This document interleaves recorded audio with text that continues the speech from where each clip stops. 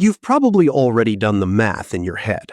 How much you would have if you'd started at 22, if you'd skipped the bad decisions, the wrong jobs, the years that went nowhere financially. You've run that number, and it hurt. Here's what nobody told you after you ran it. That number doesn't matter. The only number that matters is what you build from here. And starting in your 30s, with urgency, with clarity, with a plan, is not a disadvantage.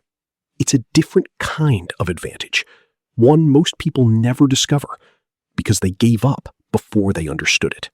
There's a quiet panic that sets in somewhere in your early 30s. You look around. Some of your peers seem ahead. They have houses, investment accounts, retirement plans with real numbers in them, and you're still figuring out the basics. So you do what most people do. You feel behind. You tell yourself it might be too late, and instead of starting, you hesitate. That hesitation, that one choice, costs more than everything you lost in your 20s combined. Because the cruelest thing about compound interest is this: it doesn't punish you for starting late, it punishes you for not starting at all. There's a version of your life at 45 where you are genuinely, measurably, significantly better off than you are today. And there is a version where nothing changes. The only difference between those two versions is what you decide to do right now, in your 30s, while you still have enough time for the math to work in your favor. Let's walk through both. Beat 1.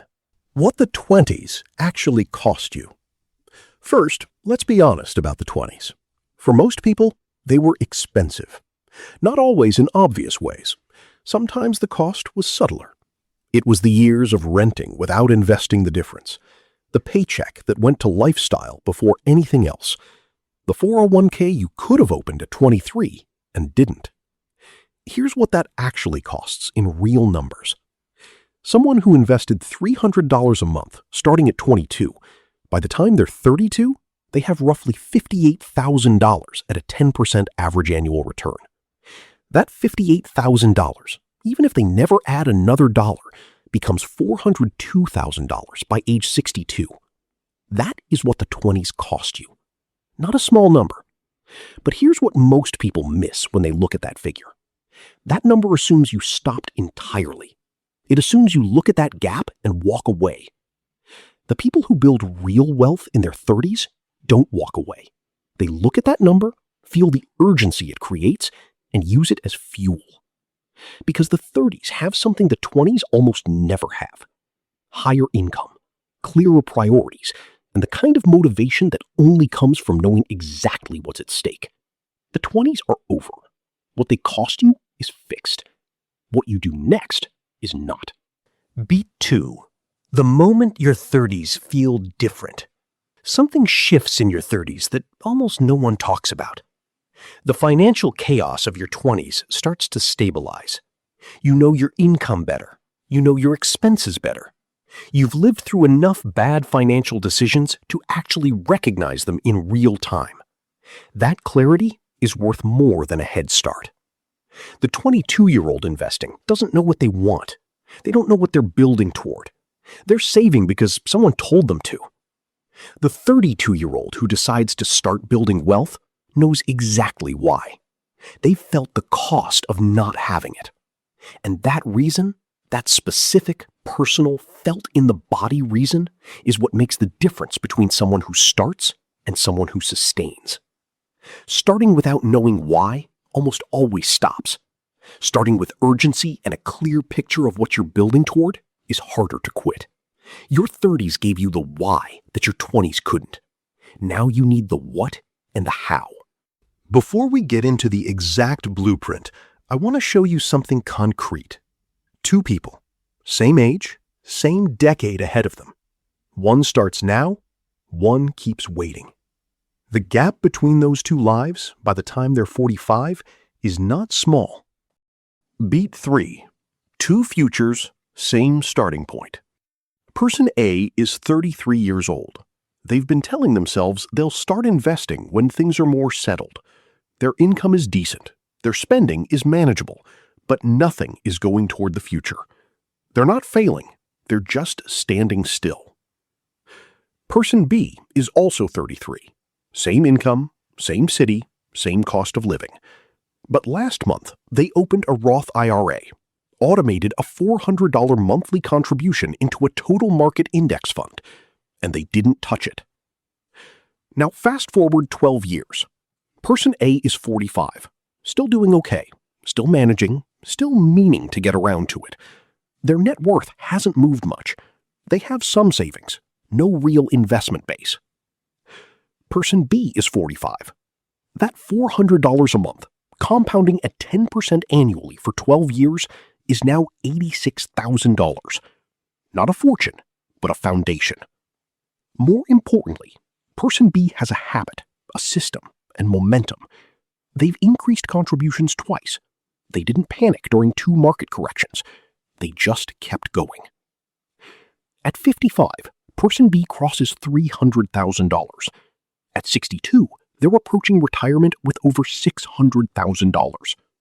Person A is starting their real financial plan at 50. Both people had the same starting point at 33.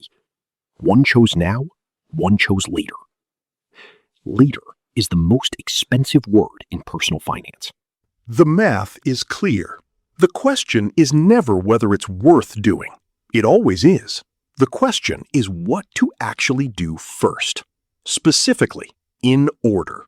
Most people never get that answer. They get general advice and vague encouragement. Here's the exact sequence. Beat 4. The 30s Wealth Blueprint. Step 1. Eliminate high-interest debt before anything else. Not all debt. Not your mortgage, not your student loans if the rate is below 6%. High-interest debt. Credit cards, personal loans, anything above 8% is a guaranteed negative return on every dollar you own. You cannot outperform that with investments. The market returns roughly 10% over time. High-interest debt costs you 20%. Pay that off first. It is the highest return financial move available to you right now. Step 2. Build 3 months of expenses in a high-yield savings account. Not because emergencies are guaranteed, because without a buffer, every unexpected expense becomes debt, and debt resets the clock. 3 months. Parked somewhere it earns interest, not touched. Step 3. Open a Roth IRA and automate the contribution. If you're under the income limit, the Roth IRA is the most powerful tax-advantaged account available to you. Every dollar inside it grows tax-free. Every withdrawal in retirement is tax-free. The 2026 annual contribution limit is $7,000.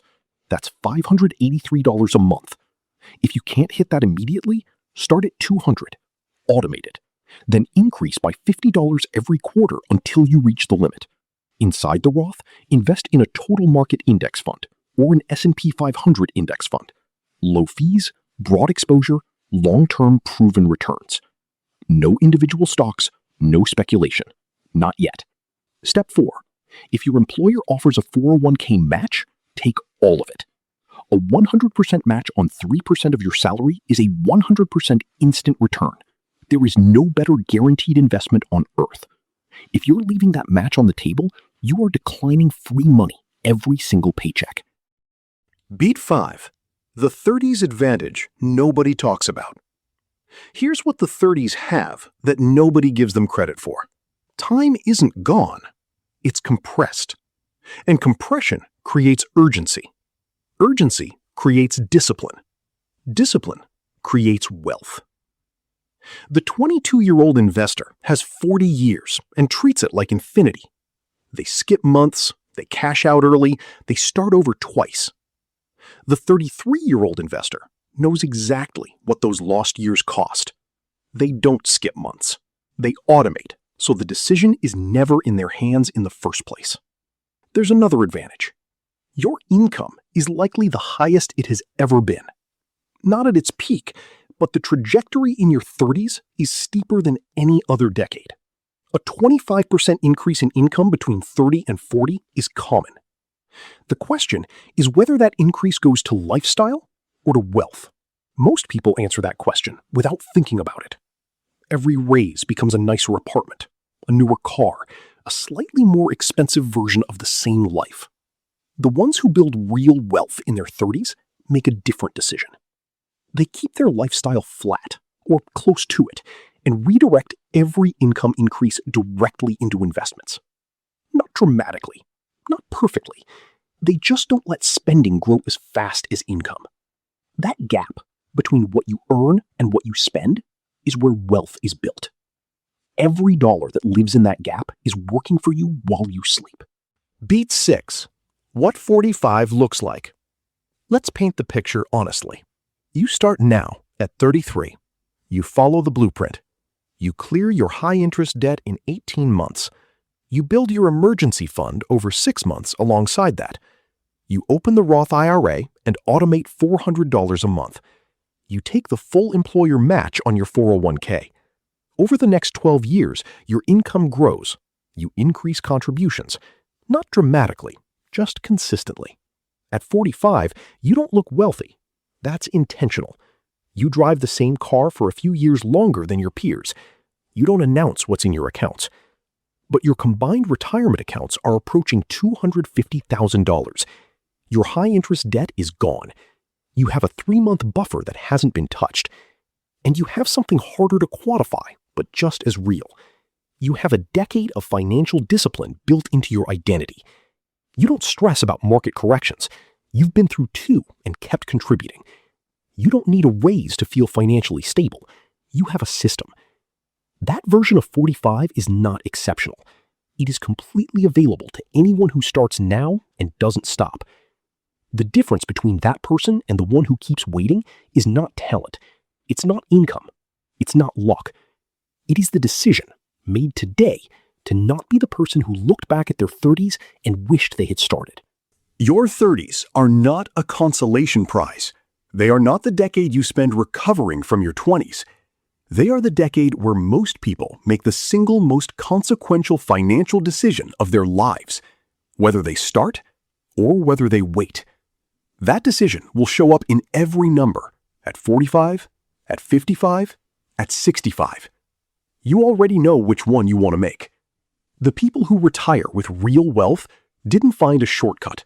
They didn't time the market. They didn't wait for the right moment. They started in their 30s, behind where they wanted to be, and they kept going anyway.